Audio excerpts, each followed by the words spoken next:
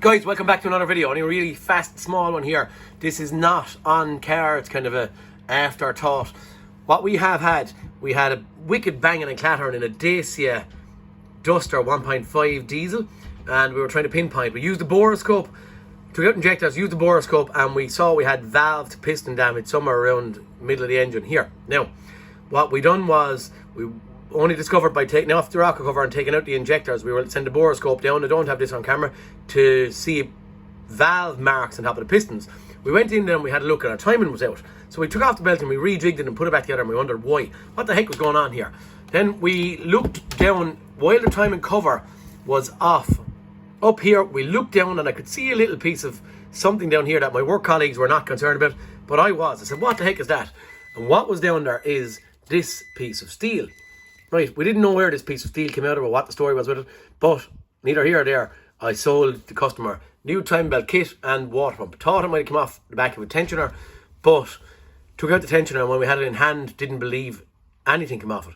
Water pump, took out the water pump, had it, not a bother, thrown it out, said nothing about it, just in a box, is left there to find us. Then had a mechanic that done the timing belt before me back in, having a look, and while standing there together, didn't I notice that we had a little indentation around here that there was nothing in.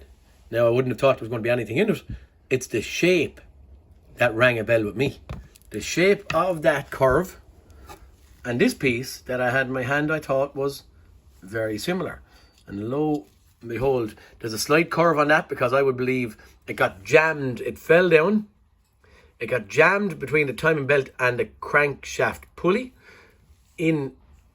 In theory, like that around, making the belt jump.